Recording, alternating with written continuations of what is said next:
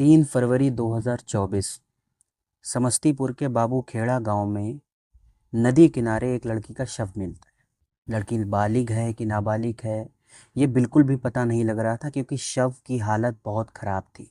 Police आती है, छानबीन करती है और जो खुलासा होता है उसके बाद सभी के पैरों तले ज़मीन खिसक जाती है। नमस्ते, सत श्री अकाल, आदाब। मैं हूं नायाब और हाजिर हूं आपके लिए एक और दिलचस्प और नई कहानी लेकर। सन 2022 राजकुमार अपनी पत्नी संजू देवी के साथ समस्तीपुर के बाबूखेड़ा गांव में एक किराए के मकान में रहने लगता है। चूंकि उसे काम की ज़रूरत थी, इसलिए वो कहीं और से समस्तीपुर में काम करने के उद्देश्य से आया था। अब उस गांव में संजू देवी के घर के बगल में, यानी राजकुमार के घर के बगल में, एक और घर था जहां एक लड़की रहा करती थी। उसका एक काल्पनिक नाम रख देते हैं पायल, क्योंकि असली नाम मैं आपको नहीं बता सकता। अब पायल का इनके घर पे आना जाना शुरू हो जाता है। जब आना जाना शुरू हो जाता है तो संजू देवी की पायल से बहुत दोस्ती हो जाती है, राजकुमार से भी दोस्ती हो जाती है।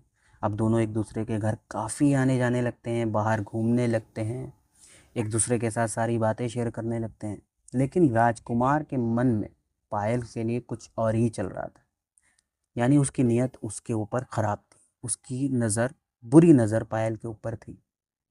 अब वो पायल से अपने प्यार का इजहार करता है, यानी झूठे प्यार का इजहार करता है, और पायल, मासूम पायल, उसके प्यार में फंस जाती है।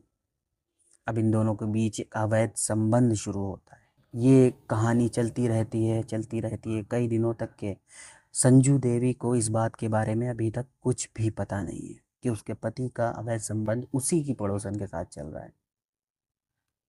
लेकिन वो कहते हैं ना कि एक ना एक दिन पाप का घड़ा भर जाता है। तो राजकुमार के पाप का घड़ा भी एक दिन भर गया। एक दिन संजू देवी बाजार कुछ सामान लेने के लिए निकलती है और राजकुमार राव को लगता है कि ये मौका बहुत अच्छा है और वो पायल को अपने घर पर बुला लेता है। दोनों आपत्तिजनक स्थिति में होते हैं। तभी संजू देवी वापस आ जाती है अचानक, कुछ पैसे लेने के लिए, जो कि वो ले जाना भूल गई थी। और वो दोनों को आपत्तिजनक हालत में देख के आग बबूला हो जाती है। पायल तो जैसे तैसे वहाँ से भाग जाती है, लेकिन संजू देवी अपने पति राजकुमार पर बहुत नाराज़ होती है। और वो इतना नाराज़ होती है कि वो कहती है कि जाके तुम अभी उस लड़की को जान से मार दो, नहीं तो मैं मार दूंगी। अब बेचारा पति राजकुमार क्या करेगा? वो बहुत बुरी तरह फंस गया है। वो पत्नी के दबाव में आकर अगले दिन पायल को बुलाता है और अंडे रोल में, यानी एग रोल में, चूहा मार की दवा मिलाकर उसे खिला देता है। और पायल की 10 से 15 मिनट के बाद मौत हो जाती है। अब दोनों लोग अपनी कार में पायल की लाश को रख कर वहाँ की नदी में जाके बहा देते हैं। इस तरह से एक लोकल खबरी के द्वारा पुलिस को ये सारी जानकारी मिलती है।